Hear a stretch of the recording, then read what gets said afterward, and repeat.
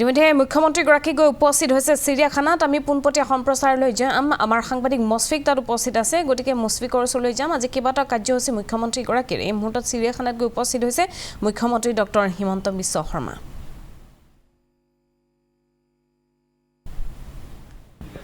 চিৰিয়াখানাৰ নিৰ্মাণ কাৰ্যৰ বুজ লৈছে মুখ্যমন্ত্ৰীগৰাকী। আমি পোনপটীয়া সম্প্ৰচাৰলৈ গৈছোঁ। মুছফিক উপস্থিত আছে। মুছফিক, আপোনাৰ ওচৰলৈ আহিছোঁ।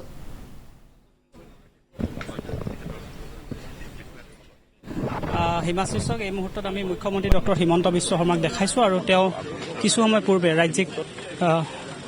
ৰাজ্যিক চিৰিয়াখানাত আহি উপস্থিত হৈছে আৰু তেওঁ শেহতীয়া যি কামৰ অগ্ৰগতি সেই অগ্ৰগতি বুজ ল'বলৈ বুলি মুখ্যমন্ত্ৰীগৰাকী আহি উপস্থিত হৈছে। আৰু এই মুহূৰ্তত আমি আছোঁ এটা পক্ষীঘৰ, যিটো পক্ষীঘৰ এছিয়াৰ ভিতৰতে সৰ্ববৃহৎ হ'ব আৰু সেই যিখিনি কাম, সেই পক্ষীঘৰটোৰ যি কাম, সেই কামৰ তেওঁ বুজ লৈছে আৰু সকলো তেওঁ বিষয়াবৰ্গক লৈ আহি তেওঁ উপস্থিত হৈছে। আৰু এই মুহূৰ্তত আমি চিৰিয়াখানাৰ DFOক দেখিছোঁ, মুখ্যমন্ত্ৰী ডক্টৰ হিমন্ত বিশ্ব শৰ্মাক দেখিছোঁ আৰু তেওঁ মন্ত্ৰী জয়ন্ত মল্লবৰুৱাক দেখিছোঁ।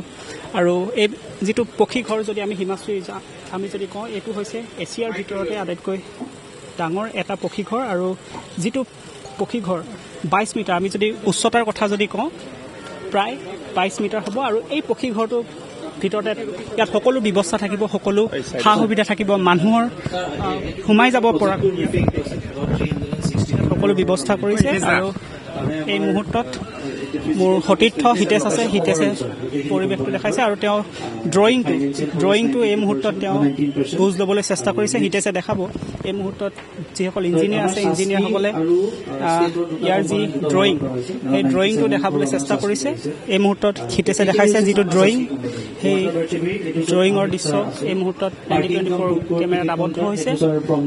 আৰু আমি অকণমান সেই দৃশ্যখিনি ND24 দৰ্শকসকলক আমি অকণমান দেখাবলৈ চেষ্টা কৰিছোঁ। আৰু এই যিটো পক্ষীঘৰৰ আমি যদি সা সুবিধাৰ কথা যদি কওঁ হিমাশ্ৰী, ইয়াতে পানীৰ সুবিধা থাকিব আৰু সেই পানীৰ মাজে মাজে মানুহে পৰিভ্ৰমণ কৰিব পাৰিব, মানুহে ঘূৰিব পাৰিব। আৰু যিসমূহ ডাঙৰ প্ৰজাতিৰ যিসমূহ চৰাই, হাড়গিলা হওক বা সেই প্ৰজাতিসমূহ ইয়াতে খুব সুন্দৰভাৱে ৰখা হ'ব আৰু ইয়াতে সকলোৱে চাব পাৰিব।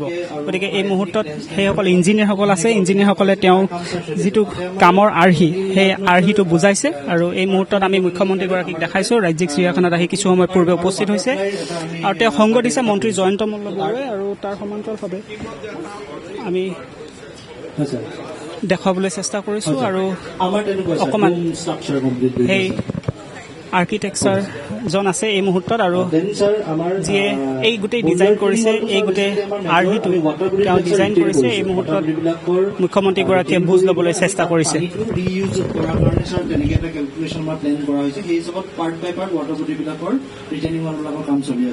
জিপ লাইনিংটো ছাৰ একদম লাষ্টত আমাৰ কোৱাৰ্টাৰৰ মাজেদি এটা ৰিক্ৰিয়েশ্যনেল জোন আমি ক্ৰিয়েট কৰিছোঁ। তাতে জিপ লাইনিং আৰু ছাছপেনশ্যন ব্ৰিজ, তাৰ লোকেশ্যনৰ ড্ৰয়িং ৰেডি হৈছে। সেইটো খুব সোনকালে এক্সিকিউশ্যনটো ছাৰ ষ্টাৰ্ট হ'ব।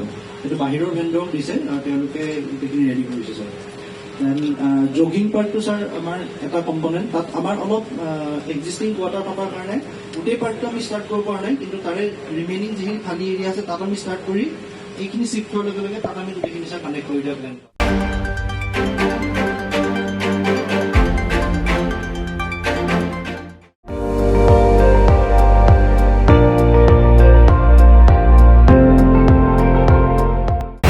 আপুনি চাই আছে ND24, সৰ্বশ্ৰেষ্ঠ নহয় সৰ্বোত্তমৰ দৌৰত।